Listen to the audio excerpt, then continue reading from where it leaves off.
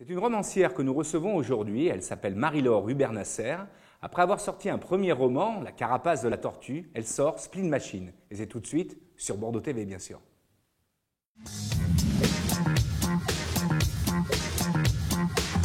Marie-Laure Hubert-Nasser, bonsoir. Bonsoir. Et merci de venir nous présenter ce roman, Spleen Machine, ici sur le plateau de Bordeaux TV. Avec plaisir, je suis très fière. Alors donc, pour parler de ce roman, donc on est dans un roman contemporain, on parle vraiment d'actualité avec deux héroïnes qui sont donc Alix et Anna. Alors est-ce que vous pouvez déjà nous parler de ces personnages ? Oui, alors Alix, c'est une jeune femme, c'est une jeune fille même, puisqu'elle a 17 ans. Je raconte qu'elle est en première S dans un lycée imaginaire qui s'appelle le lycée Balzac, et c'est un peu, c'est la jeune fille populaire, très belle, à qui tout réussit, une vie simple et sympathique dans une famille avec un papa et maman, tout va bien. Et puis Anna, c'est sa maman. Sa maman a eu une réussite sociale assez incroyable. Elle a beaucoup bossé pendant ses études. Elle est arrivée à un poste très très élevé dans une compagnie franco-américaine. Elle est au board, comme on dit maintenant. Et elle a fait ça quand même avec une forme de détachement et beaucoup d'humanité. Et ces deux femmes vivent un destin parallèle. Alix, qui est dans, comment dire, une jeune fille heureuse et paisible avec beaucoup d'amis, des gens qui l'admirent et tout va bien. Elle est aimée de tout le monde. Voilà, va petit à petit prendre des chemins de traverse. Un peu comme à l'adolescence, quand on réalise pas très bien à quel moment on est en train de marcher sur une passerelle très très fine et très périlleuse avec un abysse sous les pieds. Et sa maman ne voit pas. Elle est dans son monde, tout en étant extrêmement aimante. Et donc, à un moment, elles vont se rencontrer dans une situation assez dramatique où elle va découvrir effectivement qui est sa fille. Donc, il y a un papa aussi qui est plus silencieux, on va dire, dans l'histoire, mais qui constitue un peu les fondements de cette famille.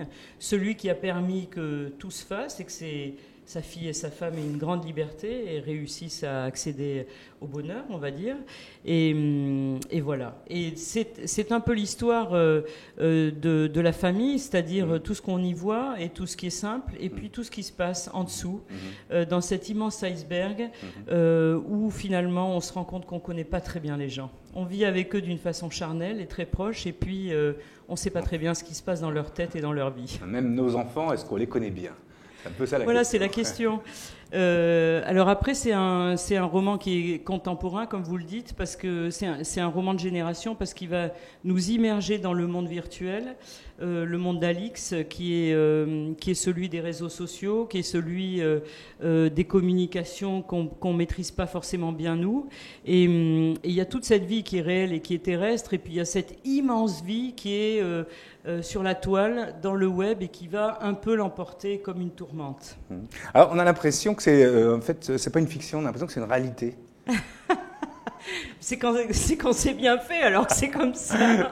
Non, mais c'est le sentiment qu'on a, parce qu'en fait, on se retrouve dans ces ados. Alors là, c'est une fille, mais nous, en tant qu'ados, on a tous vécu des choses, on est allé au-delà même de ce qu'on voulait. Voilà, de nos limites, hein, et pour nous connaître, pour se connaître.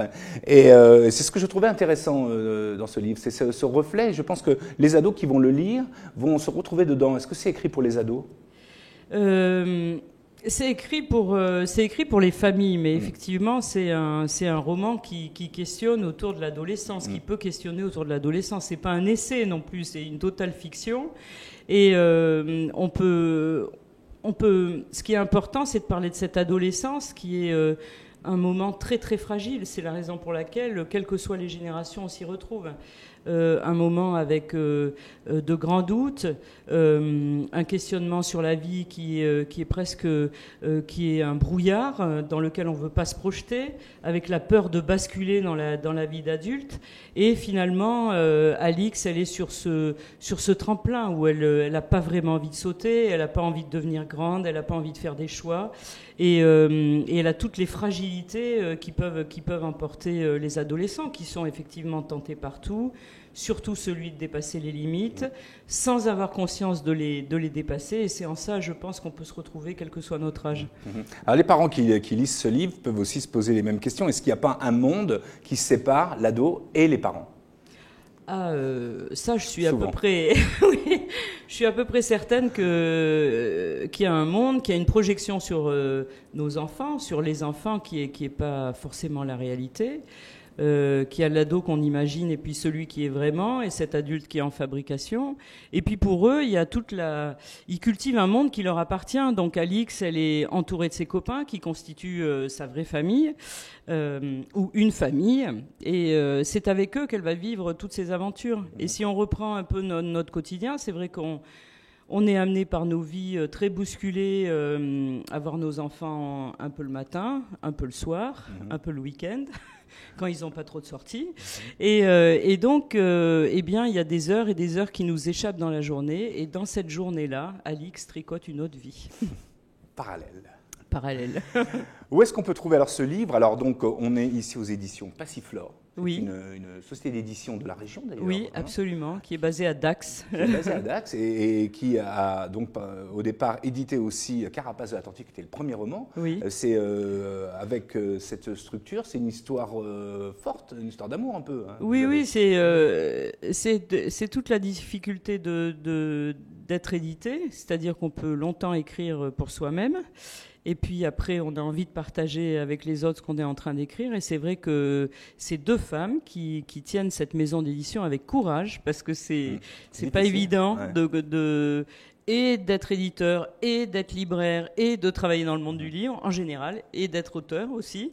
Et donc, c'est vrai que c'est un soutien inconditionnel à mon écriture, et ça, c'est super. Très bien, Marie-Laure, merci beaucoup. Merci d'avoir fait ce livre. Nous, on va le suivre. Alors, vous pouvez retrouver, bien sûr, toutes les informations sur Spleen Machine sur Bordeaux TV. Nous allons, bien sûr, accompagner aussi ces lecteurs, parce qu'il y en a beaucoup aujourd'hui. J'espère. Qui vont acheter ce livre. En tout cas, nous, au niveau de Bordeaux TV, ça nous a plu. Et on vous encourage à le lire. Bonne soirée. Merci beaucoup. Merci. Au revoir.